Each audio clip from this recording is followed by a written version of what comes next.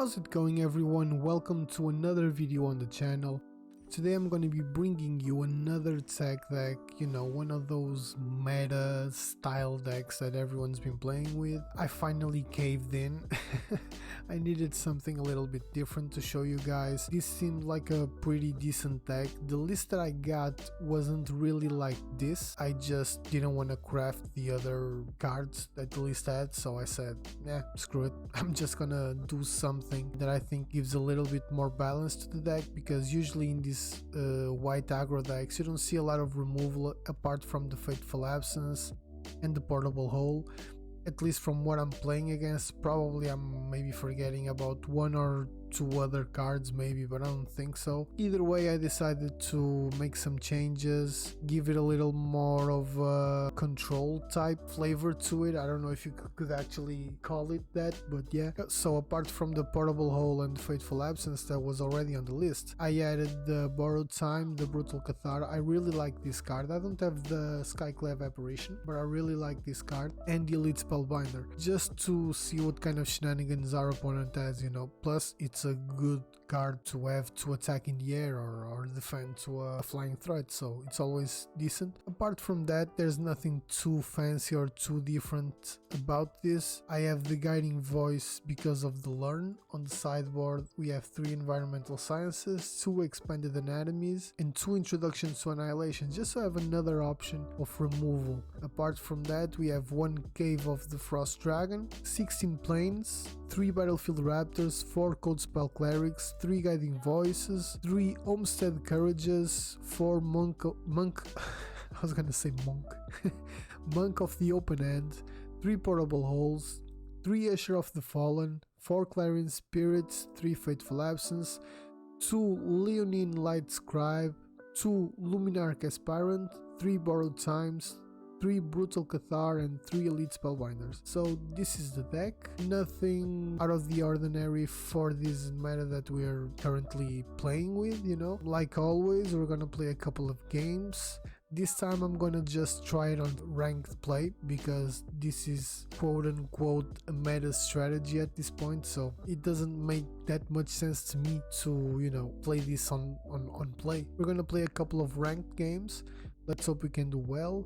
Let's see what kind of games we get matched up against, what kind of decks we get matched up against. If you guys are enjoying the videos, don't forget to like, to sub, and to comment down below what you guys are thinking, and I'll get back to you. So I'll see you in a bit.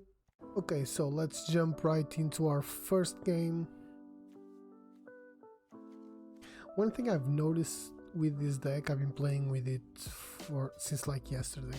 One thing I've noticed with this deck is that basically it doesn't matter all that much the hand that you choose. It's kind of amazing that way.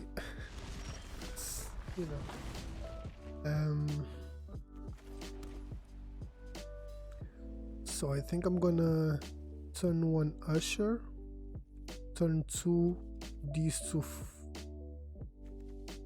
these two right here. Maybe I should monk, and then I'm gonna monk, even though I'm pretty sure he's gonna just take care of it right now, but we'll see. Okay, maybe not. I guess I gotta deal with that smoldering egg right now. So what I can do is this and this. Portable Hole into Codespell Cleric, and now I have a 3/3 monk that can just swing. Now our opponent's gonna have to start dealing with that monk, so that's why I decided to put the counter there. Okay, I guess not.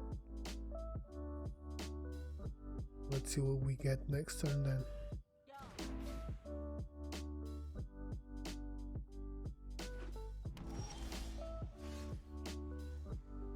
No land again. I mean, we can do this. I think I'm gonna see if that's going to work.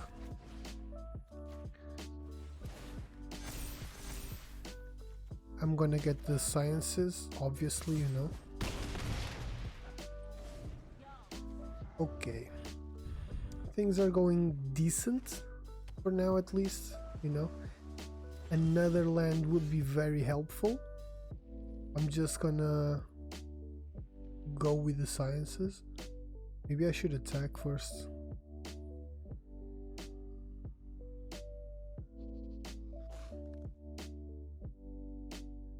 Yeah, I'm gonna attack and see what he does, because I'm sensing something like a fading hope. A divide by 0. Okay, close enough.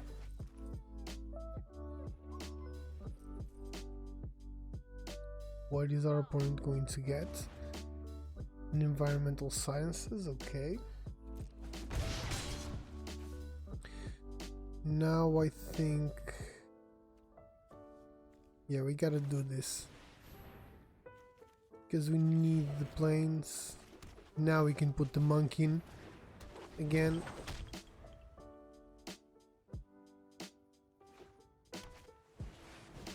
Goldspan Dragon, I mean, that's not ideal, but it's also nothing too crazy because we have the Fateful Absence. And that's exactly what I'm gonna do. Fateful Absence into Guiding Voice.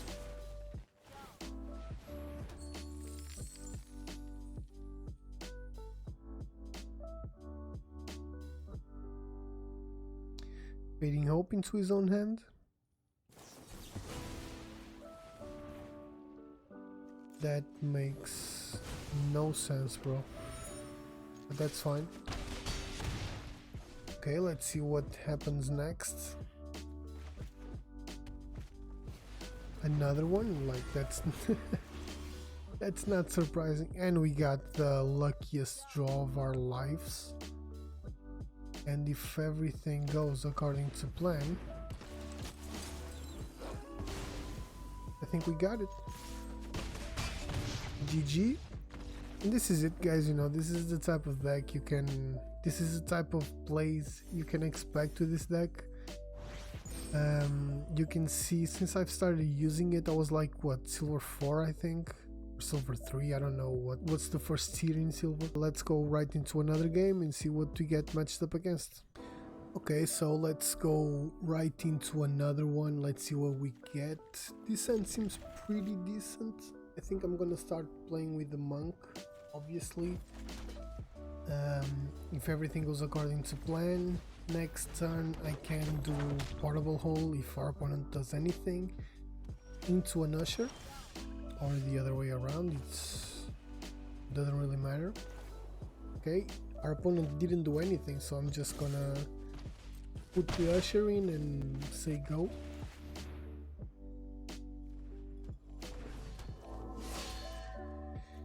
Our hand is very controlling right now, so that might be a very good thing. It all depends on what our opponent has, you know, but against black decks we can always expect a lot of removal, so that's what I'm counting on. I think I'm gonna just go with the Elite Spellbinder next turn. Okay, he decided to tap the only mana he has just to play another one. What does he have? Any removal now? I guess so. Yeah, I lighted the Usher, so okay, Bloodchief's Thirst. It's weird that he decided to kill the Usher, right? I think the monk is a much bigger threat, but you know, that's cool. Still gonna keep my Elite Spellbinder plan just to see what our opponent has. What's in the cup? Willful Mastery, Village Rites, and Soul Shatter. I'm between these two, but I think I'm gonna take out the Soul Shatter, you know, because this one doesn't make sense. It's cheaper. The Soul Shatter, yeah, I think I'm gonna go with the Soul Shatter.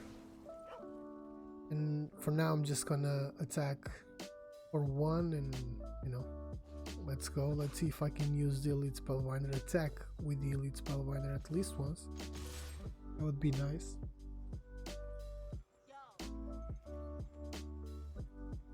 It's taking way too long. And nobody has in hand, and there's no reason to be taking this long, but okay.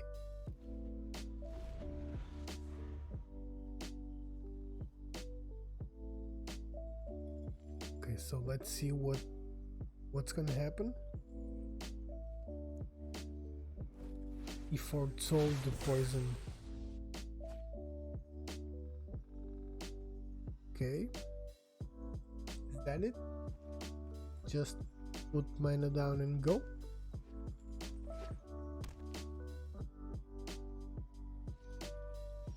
Okay, so with 2 monks in hand, only 3 lands and nothing to use the absence and the portable hole on, you know, so this is a pretty easy choice, I guess. And we can swing for 5, that's pretty decent damage, you know, on turn, what, 3 or 4? It's not fantastic, but we're talking about a couple of 1-drops and 1 3-drop, 1 3/1 flyer that's going to die right now. Basically, just this is a great draw actually, but basically our opponent wasted his whole turn, all of his mana, just to yeah, I can buff up the 1/1, why not, just to kill our Elite Spellbinder, you know. That doesn't seem like a very good time management plan. But you know, we'll take it for sure. He's on 7 life, nothing really dangerous in hand. It chose to kill one of the monks, that's fine. I probably would have taken out the aspirant though. Nothing we can play. So he's gonna go to 1 life. Yes. Let's see what he does now. I mean, I'm assuming our opponent was really screwed in this game, because his hand and you know, his plays were a little, you know, iffy. Either that or we just moved really quickly for him, but I don't really think that was the case in this game. But okay, so a mastery on the 3/3, still not enough. He just spent basically all his mana. So Elite Spellbinder, let's see what he has. Just a Professor Onyx that and his scoops. Okay, good game. This game was pretty uneventful, you know.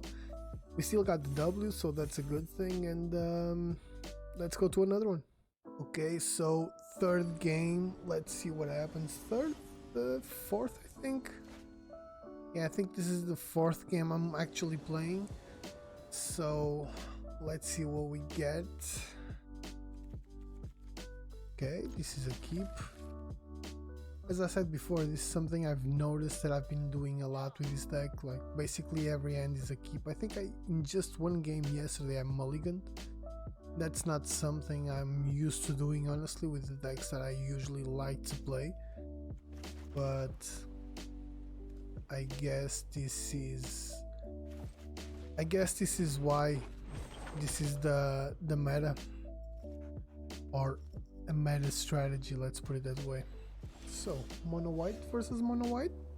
That would kind of be nice.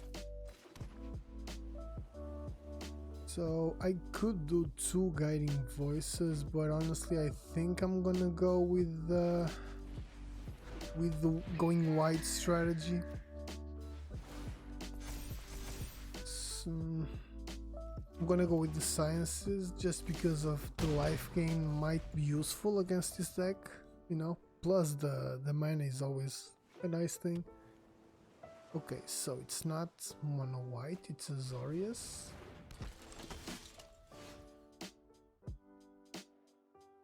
Okay.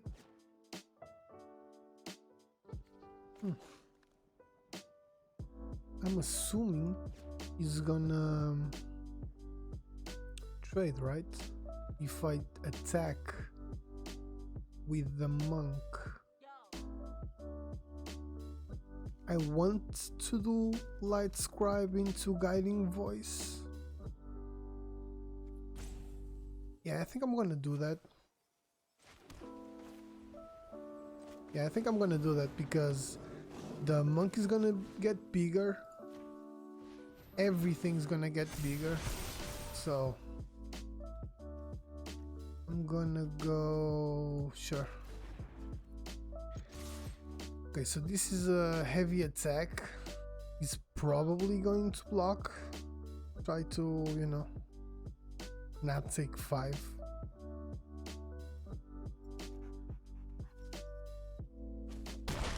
Okay, didn't, so that's kind of worrying. With the Fateful Absence, we are somewhat safe. Okay, so that's why he didn't do it. He's gonna gain 2 life, right? Or he's not gonna attack?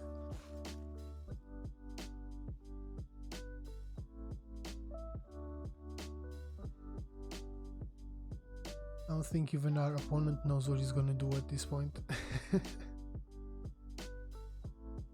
Like, his board is looking really good, you know. I'm hoping that something nice comes out of this. I think I'm gonna have to take care of the Clarion Spirit either way. So I'll probably do Environmental Sciences, go get a Plains, and then shoot the Clarion Spirit down with the Fateful Absence.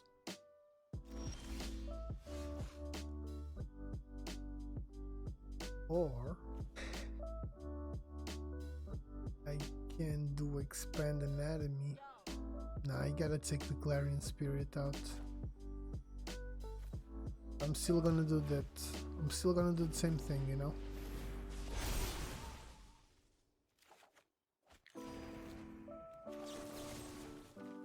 The Clarion Spirit is a big threat. I'm just gonna attack with everything. I'm gonna be aggressive now. He knows what I have in hand.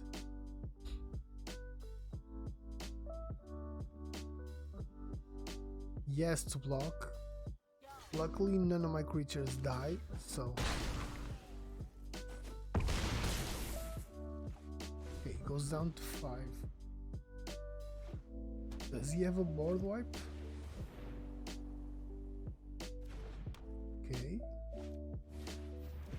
That is nothing for him. Okay, so I'm assuming... Okay, he scooped. That was... I was trying to do the math in my head, like, can we kill him right now because he got to 6 life? But with the Expanded Anatomy, the Lightscribe would give +1/+1 to everything, right? So this was gonna go to 3/3 plus 2 counters of 5/5, and I don't know, man. I don't think he was gonna die right now, you know. I would think he probably managed to get to just 1, but it'd be a matter of time, so, you know, we'll take it. So guys, final thoughts on the deck. As I said several times throughout the video, there's a reason why this is the meta right now, one of the most played strategies right now, and the reason is that it's really good. Even though the deck has some differences to most of the Mono White Aggro decks around, you know, I think the strategy is pretty much the same as any aggro deck in general. Put creatures down quick, go wide, and just smash your opponent in, you know. The mono green usually he chooses really big creatures. The mono white chooses a little smaller creatures that can get really big, so at the end of the day it's kinda the same thing, right? The best cards on the deck for me are the Clarion Spirit, the Monk of the Open End, the Luminarch Aspirant, and you know, I really like the Brutal Cathar here.